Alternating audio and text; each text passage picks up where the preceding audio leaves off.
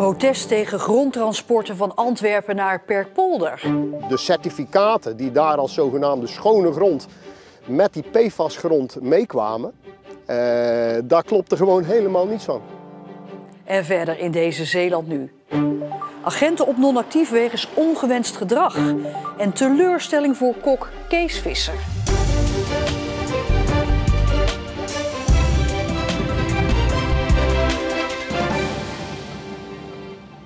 Goedenavond. Hoe schoon is ruim 1 miljoen kubieke meter grond die binnenkort van Antwerpen naar Perkpolder vervoerd wordt? De grond is bedoeld voor het nieuw te bouwen stranddorp Waterzanden. Maar de stichting Schone Polder denkt dat de grond vervuild is en wil dat de gemeente Hulst het transport tegenhoudt. De projectontwikkelaar zegt dat de grond schoon is. Er zijn studies uitgevaardigd, er zijn studies, analyses gebeurd door onze ingenieurs, goedgekeurd door Deltaris en zo verder en zo verder. Dus wij geven ook een garantie dat de grond die we aanbrengen wel een goede grond moet zijn, hoor. Maar Schone Polder wijst op de gebruikte grond in de Zeedijk die in 2015 werd aangelegd. Daar was op papier ook alles in orde, maar bleek de grond achteraf alsnog vervuild te zijn. En nu speelt weer de kwestie met een ander afgravingsproject bij Antwerpen. De certificaten die daar als zogenaamde schone grond met die PFAS-grond meekwamen, daar klopte gewoon helemaal niets van. Die bezorgdheid begrijp ik. Vandaar ook dat wij van in het begin ook tegen de stichting hebben gezegd, kijk, wij engageren ons om schone grond aan te brengen. Nu blijkt dat dat dus geen grond is, maar gewoon baggerspecie. Dat wordt gebaggerd met behulp van het mooie Scheldewater daar en dan wordt het hierheen gevoerd.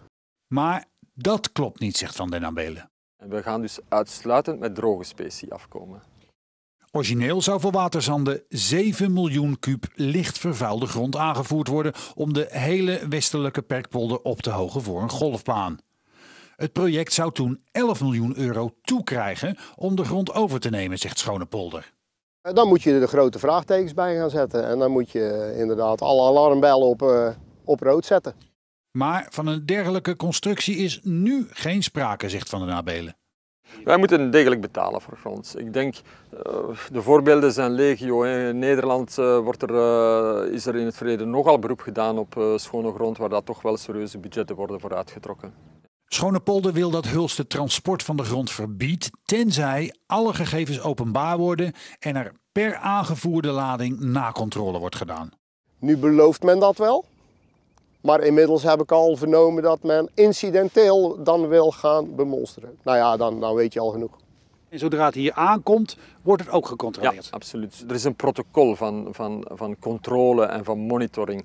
En dat protocol dat wordt mee aangestuurd door de gemeente. Dus eigenlijk zouden we dan bij de gemeente even moeten induiken in het lastenboek dat zij daarvoor hebben uitgeschreven. Gemeente Hulst neemt tot 20 april de tijd om te reageren op het handhavingsverzoek van Schone Polder. 4 Zeeuwse politieagenten zijn op non-actief gesteld na grensoverschrijdend gedrag. De formulering luidt dat het gaat om onzorgvuldig omgaan met geweldsmiddelen en onwenselijk gedrag op het bureau. Maar meer details worden niet gegeven. Meerdere collega's en leidinggevenden hebben het gedrag gemeld. De 4 agenten komen uit hetzelfde rayon, maar ook daar wordt verder niks over naar buiten gebracht.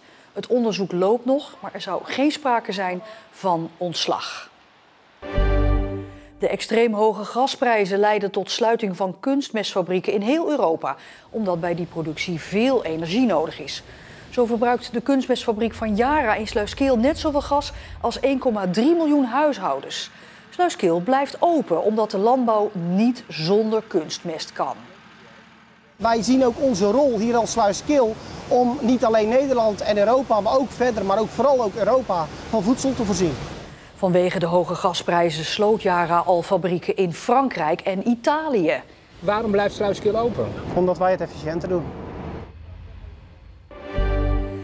De gemeente Breda gaat zich niet inspannen voor het behoud van de Breda-bus. De buslijn tussen Hulst en Breda, waar veel Zeeuws-Vlaamse studenten gebruik van maken. Dat blijkt uit antwoorden op vragen van het Bredase CDA-raadslid Christine de Moor, zelf oorspronkelijk afkomstig uit Zeeuws-Vlaanderen. Breda vindt dat het behoud van de Breda-bus een zaak is voor de provincie Zeeland. Meer dan 100 ondernemers en tientallen tweedejaarsstudenten van de HZ mochten vandaag met elkaar op speeddate. 15 minuutjes waarin ze elkaar wat beter kunnen leren kennen. Het doel: een stageplek bij een Zeeuws bedrijf en het tegengaan van de krapte op de arbeidsmarkt. De animo was groot. Inderdaad, hoeveel bedrijven er nu zijn. En dat geeft ook wel weer hoe het gewoon in de praktijk ook is. Ja, we hebben echt een hoop vacatures. En dat zie je hier terug. Die vacatures zouden dus zomaar opgevuld kunnen worden door de tweedejaarsstudenten. Zij schoven vandaag van tafeltje naar tafeltje om met zoveel mogelijk verschillende bedrijven kennis te maken. De perfecte match die ontstaat hier. Je leert zoveel leuke studenten kennen. Je kunt vragen. Het komt allemaal voor elkaar. 80% van de studenten vindt na een stage speeddate juist een daadwerkelijke stage. Dus dat is wel heel efficiënt. Dus ja, we hopen dat het dit jaar nog hoger gaat zijn. Ik vind het spannend, maar ik verwacht wel uiteindelijk een leuke stage te kunnen krijgen. Feest voor kledingzaak Bosman Shop dat vandaag het predicaat hofleverancier kreeg uit handen van burgemeester Mulder en wethouder Pille van Goes, waar Bosman Shop een winkel heeft. Een mijlpaal voor eigenaren Kees en Eefje. Nou, ik was zenuwachtiger dan voor mijn bruiloft eigenlijk vanochtend. Ja, ik ook. Ja. En toch ook wel heel erg trots. Ik vind het superleuk.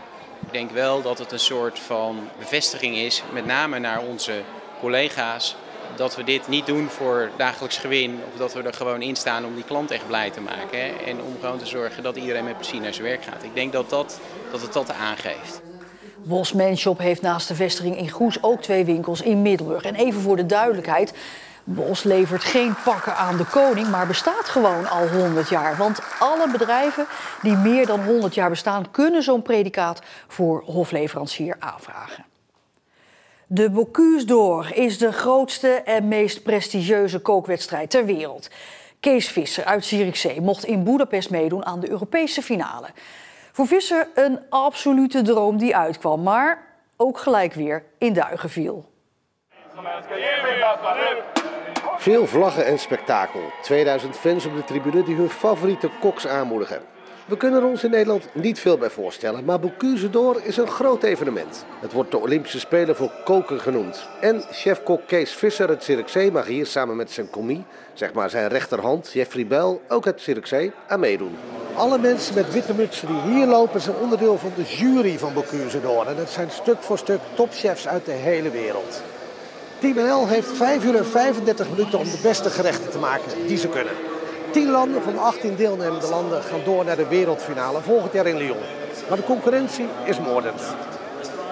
De Scandinavische landen en bijvoorbeeld Hongarije doen altijd mee om de winst. Nederland wist nog nooit te winnen. Er moet verplicht worden gekookt met aardappel en hert. Maar om zijn Zeeuwse roots te tonen gebruikt Visser ook zeemos. Tijdens de wedstrijd is de spanning bij de deelnemers en hier bij de vrouw van Kees goed te zien.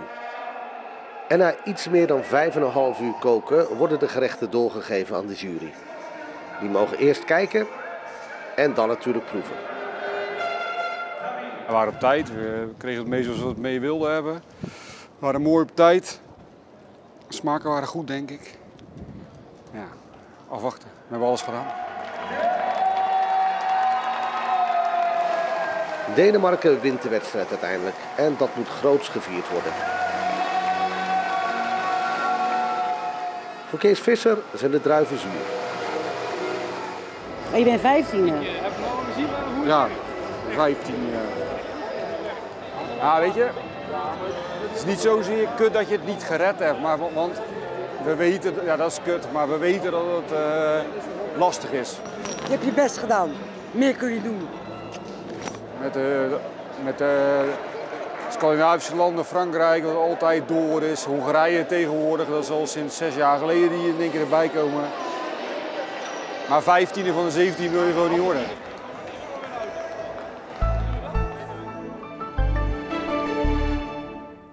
Opnieuw zo'n heerlijke dag met temperaturen rond de 16, 17 graden. Vanmiddag stak er wel een windje op vanaf zee. En het houdt maar niet op, want ook de komende dagen blijven droog en zonnig. Vanaf zondag dan wel ietsje kouder. En tot zover. Zometeen onder meer nog Pronte Wuve. En morgen dan weer een Nieuw-Zeeland Nu. En dan ook het weekoverzicht. Alvast een heel fijn weekend en graag tot morgen.